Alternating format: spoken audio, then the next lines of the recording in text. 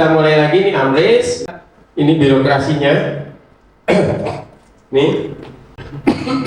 Jadi ini ada pelayanan terima. Ini ada reformasi birokrasi 4.0. 4.2 apa? Itu adalah komunikasi dua arah. Kalau dulu adalah 20, 10, 30, 30 udah bermain dengan big data. Kenapa saya bilang semua orang di ruangan ini kenal namanya Google Drive? Yang udah lagi nggak pakai flash disk, nggak pakai hard disk, semuanya drive gitu. Itu 30. Yang paling penting sekarang adalah 40, antara pimpinan, bawahan, dan pihak ketiga ngobrol. Karena interaksinya adalah dua arah, namanya symmetrical two-way communication. Two ways communication dengan bentuk symmetrical. Kalau tiga masih asymmetrical, karena pimpinan lebih kencang ngomongnya daripada anak buah, instansi lebih kencang ngomongnya daripada vendor gitu. Paham kan maksudnya? Kalau dulu masih di 30 adalah udah ada komunikasi, tapi komunikasi antara pimpinan dengan bawahan, pimpinan lebih kencang, artinya ada beberapa yang sulit dikoreksi. Bahwa pokoknya gua maunya itu, ya wes, gitu kan gitu. Bawahan ngomong takut, nah akhirnya jadi asimetris. Kalau sekarang dituntut adalah simetris. Pimpinan memiliki bicara dengan bawahan, bawahan bicara dengan atasan dengan kondisi etik ya, sopan ya, nggak yang di luar kontrol tidak, tapi cara isi konteksnya adalah potensial menuju namanya SMART, specific, M-nya measurement, A-nya adalah achievable, R-nya adalah relevant, dan T-nya timetable. Spesifik, perintah pimpinan spesifik, jawaban bawahan spesifik. Yang kedua, nanti buka teori namanya teori manajemen by objective, MBO. Silahkan cari MBO, itu manajemen by objective. Yang pertama adalah bagaimana Bapak memerintahkan dengan spesifik, Bapak juga mendapatkan informasi dari yang lebih tinggi secara eskalasi di birokrasi, turun ke bawah karena ada IQ index yang harus dikejar, terus ada SKP yang harus dikejar, maka ini spesifik. Terus yang kedua, measurement. Oke, measurement adalah bisa diukur secara SKP pribadi, IKU segala macam bisa diukur. Terus yang kedua bisa diukur keberhasilannya, jumlahnya, angkanya, scoringnya bisa diukur, measurement. Terus yang ketiga adalah achievable. Kalau saya memerintahkan anak buah saya dan anak buah saya menjawab dengan jawabannya harus bisa achieve, harus bisa diselesaikan dan harus bisa dicapai, namanya achievable. Terus yang keempat adalah relevan. Relevan dengan tupoksi, relevan dengan anggaran, relevan dengan isinya, tugasnya, relevan dengan restranya, relevan. Yang terakhir adalah time bound. Di pemerintahan ada namanya tahun fiskal. Jadi kita terbatas dengan tahun fiskal. Di triwulan pertama ngapain, triwulan kedua ngapain, 3 ngapain, 4 ngapain. Karena kalau udah 4 nggak mungkin bikin kegiatan kan, skor jantung kita kan, gitu loh. Nah artinya bahwa Bapak Ibu efektif bisa bekerja cuma 2 triwulan di Indonesia, triwulan 2, triwulan 3. Efektif ya Pak, efektif bekerja triwulan 2, triwulan 3. 4, pelaporan kalau masih ada sisa penyerapan bisa dilakukan dengan catatan semua harus prepare gitu, kalau tidak kan lewat gitu. Terus yang ke-1 adalah masih dalam bentuk persiapan. Jadi dari 4 triwulan itu cuma 2 yang bisa efektif, namanya time bound Pak. Gitu loh. Time bound adalah batasan waktu yang harus dikerjakan. Makanya saya bilang dengan AI kerja cepat nggak apa-apa, walaupun tidak dilakukan sekarang karena nunggu dipa turun. Satu, duitnya belum ada, anggaran belum ada, di keuangan belum pegang duit, ya pasti belum jalan kan. Tapi persiapan itu sudah dilakukan dari awal. Bapak tinggal bilang aja udah kayak ngecek kartu kan, ini duluan, ini duluan, ini duluan. Uangnya ada, ini jalan duluan. Gitu. Kalau misalnya katakanlah, ini jalan apa? Yuk remind yuk, gue lupa. Rapat lagi yuk, kenapa? Yang ini, kan proposal dari kamu kan? Yuk kita rapat lagi. Pada saat itu kenapa? Karena saya butuh achievable, saya butuh achieve, saya butuh peningkatan dan saya butuh kinerja. Itu loh, nah itu yang harus dijalani. Kenapa saya minta di seluruh Indonesia, saya teriak kemarin sama kepala dinas adalah ukurannya apa? Karena angka kredit udah nggak ada. Maka ukurannya subjektif kan? Nah ketika ukuran subjektif, measurementnya apa ukurannya? Kalau gue suka sama nggak suka, bahaya, kesian karyawan dong. Bener kan gitu? Kalau dekat banget nih. Nah sekarang supaya dengan itu, maka saya kasih AI semua. Supaya apa? Semuanya bisa kerja cepat, semuanya bosnya seneng. Urusan dipakai apa nggak pakai itu walaulah lah ya gitu. Tetapi minimal bisa disiapkan. Itu Pak. Itu makanya saya bilang tadi. Itu dua hal, pelayanan prima, masyarakat nggak mau tahu. Yang kedua, pimpinan yang tertinggi nggak mau tahu. Ini juga reformasi birokrasi di sana, pelayanan prima nggak mau tahu. Pimpinan tertinggi di atasnya di Bapak nggak mau tahu. Ada masalah di bawah nggak mau tahu. Kalau Anda minta selesai ya selesaikan, gitu. Nggak mau tahu saya. Kalau mau nggak bisa ya bilang dari awal nggak usah. Kan anggarannya saya bisa alokasikan ke yang lain, gitu. Kan pola pikir pemerintahan birokrasi begitu toh? Gitu loh. Nah, artinya yang terakhir adalah berbasis digital. Kita jalan digital dan AI tata kelola. Oke, next. Nih. Ini nanti dibaca dari yang Mbak Endah, nanti diminta tolong teman-teman dibaca aja yang Mbak Endah. Ini jalan, terus yang ketiga, ini probabilitas. Selama ini Bapak Ibu pakai AI, nggak pernah mikir kan? Oke, pakai aja. Padahal AI itu ada rumusnya, butuh. PI sama dengan AZ dibagi time, sigma I, AZ dibagi T. Z itu ukuran tertinggi, I itu intensity. Ada rumusnya. Jadi perintah selama ini yang mengatakan AI itu ngambil dari Google, AI ngambil foto orang diganti, AI dari data kita pribadi, nggak ada ya, bikin sendiri. Ada rumusnya. Maka kata-kata Bapak Ibu nanti kita belajar langsung pakai mesin yang beda ya. Ini ada rumusnya. P sama dengan E bagi sigma. Ini rumusnya. Ya. 2 semester saya belajar itu. Di ruangan ini saya kasih lihat tuh barangnya gitu. Tapi untuk belajar itu kita, makanya kenapa orang yang belajar AI itu harus fisika dan matematika serta bahasa Pak. Jadi 3 unsur utama adalah AI. Yang pertama adalah bisa matematika, kedua fisika, yang ketiga adalah bahasa. Gitu. Jadi ketika kita main fisika, ini fisikanya. Dan kita ngukur terendah. Kenapa pakai nama temperatur? Karena sistem penggunaan AI, sistem penggunaan bahasa, kita mengadopsi dari teori balas. Temperatur tinggi, temperatur rendah. Dan yang tertinggi adalah 1, paling rendah 0. Kenapa diadopsi? Ketika angka temperatur itu rendah, maka semua partikel di dalamnya solid. Ketika temperatur itu tinggi, maka partikel di bawahnya akan pecah. Benar? Nah, ketika pecah, maka alternatif AI menjawab akan lebih banyak. Tetapi ketika dia solid, maka partikelnya hanya sedikit, maka yang dijawab parameternya hanya itu. Maka ketika Anda membuat sebuah kata atau perintah, mana yang Anda inginkan, langsung jawaban ke pusatnya, maka gunakan temperatur rendah. Tapi kalau Anda ingin menjawab lebih lebar, gunakan temperatur tinggi. Artinya AI bisa mencari parameter. Pak, parameter di mana? Parameter untuk ChatGPT jumlahnya ada 3 miliar parameter. Oke, pertama dibuat tahun 2020 3 miliar. Sekarang ChatGPT isinya 18 miliar. Jadi ada 18 miliar konfigurasi angka, konfigurasi kata itu ada di ChatGPT 4. Sekarang masuk lagi ChatGPT 5, itu lebih dari 800. Kalau group itu bisa masuk sampai 1 triliun parameter. Oke, nangkep ya Mas? Anak fisika ya Mas? Fisika, belajar? Ya dulu. Dulu pengennya teknik sih memang. Oh, tapi nggak jadi? Tapi nggak jadi. Jadinya? Dokter hewan. Hah? Dokter hewan. Ya nggak apa-apa, dokter hewan juga ada temperatur panas, temperatur dingin kan? Nah, itu ayam kan? Ya. Oke. Saya nggak berani ngomong, nggak tahu kan? Gitu. Oh panas nih, udah mau keluar kan? Itu. Ini maksudnya. Nangkap ya? Paham ya? Gitu, dokter hewan loh. Wah, dokter anak gue pengen jadi dokter hewan karena dari kecilnya mainnya di mini zoo terus gitu. Ya, terus. Benar mau dokter hewan? Tak ajarin ya. Nah ini mesin nih. AI bukan mesin copy paste. Nih, dah. Ini teorinya kita hajar terus ya, karena nanti langsung praktek semua. Soalnya ini teorinya dulu, supaya ada di video.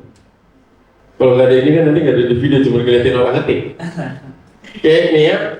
bahwa AI bukan mesin komputer copy paste, jadi tidak ngambil dari manapun. Ketika AI ada inferensi atau mencari knowledge base dari data lain, ya. Apakah AI akan mencari inferensinya ke Google, atau dia akan ke Microsoft, atau dia akan ngambil data lain dari Instagram misalnya atau apa untuk analisis data? Iya. Saya jawab iya. Tetapi tidak direkam atau tidak disimpan di model AI. Dia hanya mencari. Jadi keamanan data tidak terganggu dengan AI. Karena AI tidak menyimpan. Sekarang pertanyaannya, di Google Drive Anda berani simpan data? Bisa Mas? Berani Mas? Ngelingin orang, nih datanya ada di mana Google Drive? Situ berani Mbak? Pernah nyimpan data di Google Drive? Kalau orang yang bisa menyimpan data penting di dalam Google Drive, berarti adalah orang yang merasa dirinya aman, padahal Google Drive tidak aman. Karena Anda hanya bisa melihat tapi bisa download. Dan kita nggak tahu siapa yang download.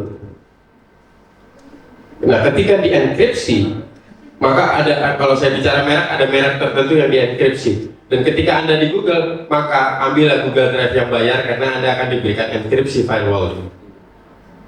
Tidak bisa download, hanya bisa melihat, view only. Makanya beberapa teman-teman di Komdigi kalau ngirim saya nggak bisa download, saya hanya view only.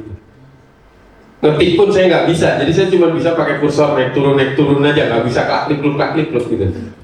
Di copy pun nggak bisa karena dia optical. Jadi kalau bayar bisa dienkripsi. Selama Anda masih yang gratisan, udah deh. Udah itu kita sok tahu lagi karena malas keluar. Vendor ngirimnya ke Google Drive, Anda buka pakai Google Drive, oke? Kirim balik pakai Google Drive, tanda tangan kirim pakai Google Drive. Sana di download, sini di download. Di tengah jalan ada orang, kenapa? Gue ada janji sama ini bini gue. Tuh, Barantin udah ngirim, tolong downloadin dong. Bocor nggak Pak? Hancur nggak bocor kita? Semua data bocor kan? Kan vendor nggak selamanya kita tahu bahwa yang kita kirim linknya itu yang mencet kan? Tiba-tiba dia mau pergi, dia tolong temannya, tolong downloadin dong, kasih bos, kenapa? Gue izin sebentar, 5 menit aja gitu. Download sama dia, dibaca nggak? Pasti disusun rapi dan dibaca. Percaya dia bisa download. Kalau dia nggak suka sama orang yang nyuruh atau nggak suka sama Barantin, selesai kan? Yang bagus dia foto tuh, ini berita nih, cepet, masuk besoknya di Instagram, selesai hidup kita. Betul? Keluar. Anda menggunakan Google Drive yang tidak aman aja berani, yang gratis ya, bukan yang bayar. Kalau yang bayar ada enkripsi. Nah sekarang kan rata-rata teman-teman pakai gratisan. Iya betul. Kan gitu. Nah artinya itu aja berani. Gitu. Terus kita protes gitu, enggak kan? Yang kedua, kita mengatakan, oh di Google itu akan ada pencurian data kita segala macam. Pertanyaan saya di ruangan ini, siapa yang daftar Gmail pakai nick dan KTP, angkat tangan.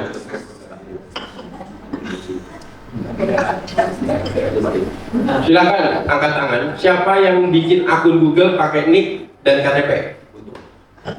Ada nggak? Verifikasinya pakai KTP dan nick. Semuanya anonymous. Nomor telepon verifikasi cuma ke telepon. Di situ ada masukin nick. Pakai foto dan fotokopi kayak kita bikin GoPay gitu. Apa yang jadi masalah ketika kita masuk sana? Gak ada yang jadi masalah. Yang jual kan Anda sendiri, bukan pemerintah kan minta Anda. Anda semua se-Indonesia tolong ya daftar ke Google, masukin Google. Enggak kan? Anda mau pakai Google boleh, mau pakai Yahoo boleh, mau pakai apa boleh, mau pakai what boleh. Karena itu personal. Dan siapa yang nyatet? Anda punya telepon. Sekarang telepon katanya kayak BPKB, itu kan orang-orang yang hater, yang nggak suka. Mana ada handphone nomornya email pakai kayak BPKB gitu. Nggak ada kerjaan banget gitu. Nggak ada itu baru dilihat adalah untuk menjaga keamanan beberapa orang, karena beberapa kasus pencurian data di handphone, makanya nomor email itu akan dicatat ulang. Sekarang pertanyaan saya sama Bapak Ibu, tolong berapa orang yang daftar untuk beli nomor baru, daftar langsung real nomor KTP segala macam pada saat Anda beli. Biasanya udah Mas tahu jadi aja, saya pakai KTP saya, pakailah yang penting nomornya itu buat saya kan gitu. Dan itu di Indonesia. Makanya di Indonesia paling hebat. Penduduknya 280 juta, tapi yang punya handphone 400 juta, Pak. Jadi satu orang bisa punya 2-3 nomor, bukan handphone.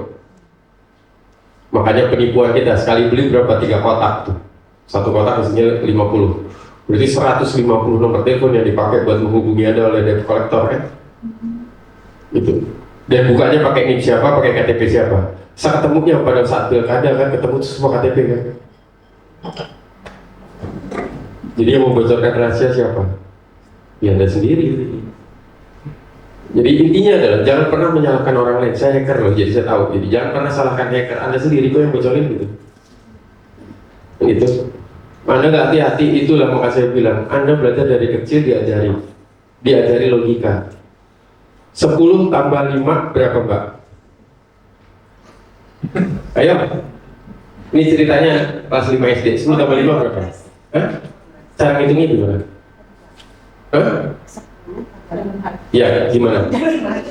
Waktu kecil SD kita diajarin sama ibu kita 10 simpan di mulut, 11, 12, 13, 14, 15. Itu SD loh. Kenapa lulus SD sampai sekarang tua nggak pernah dipakai lagi gitu? Kan kita dari kecil diajarin gitu. Diajarin logika gitu. Ini loh nak, ini ada buah 5. Dimakan 1 jadi berapa? Jadi kenyang kan gitu. Kan diajarin. Bener nggak? Oke. 4 dikurang 5 berapa? Nggak bisa. Kalau 14 dikurang 5 berapa? Nggak bisa. 4 nggak bisa, diambil 5. Maka pinjam dari 10. Oke? Kalau dikasih, kalau nggak dikasih pinjam. Oke? Nah, pola pikir logika itu kan kita diajarin dari kecil gitu. Kenapa nggak digunakan sekarang, Pak?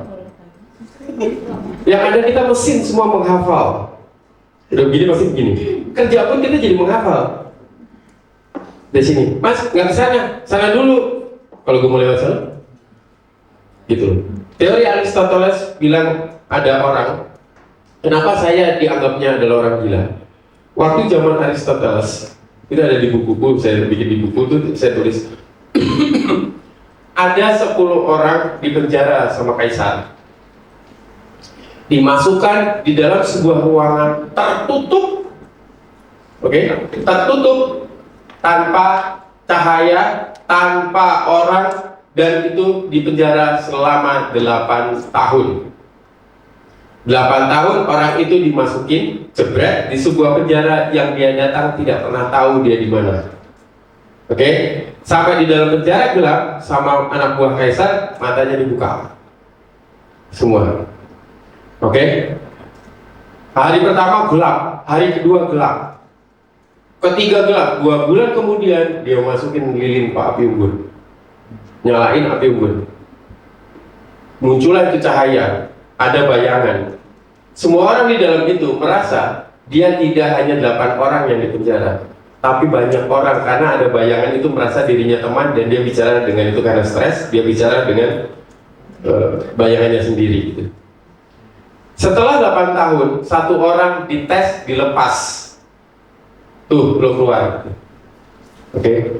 Matanya kan nggak pernah lihat cahaya, Pak. Gelap gitu dan terang, kaget-kagetnya di situ ada pohon, ada pohon, ada apa segala macam. Dia lihat itu apa ya? Itu karena dia nggak pernah lihat gitu. Dia pelajari. Manusia punya akal, dia pelajari itu daun, itu hewan, itu dipelajari semua. Lama-lama saking lamanya jalan, dia jalan karena kaisar bilang kau kulepas kau 2 tahun, kau kulepas 1 bulan, habis itu ku tambah lagi kau 1 bulan kalau kau bisa berhasil. Gitu. Jalan tahu semua nggak berhasil, ada tambah lagi 2 bulan, ketemulah sama desa. Di desa dia ketemu dengan masyarakat, ngobrol semua, ngobrol, sama kaisar dibalikin lagi ke penjara, taruh lagi.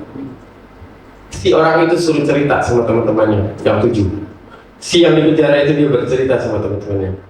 Di luar tuh gua lihat ada bulan, ada matahari, ada hewan, dan gua ketemu orang ternyata bahasa kita beda sama dia ngomongnya begini.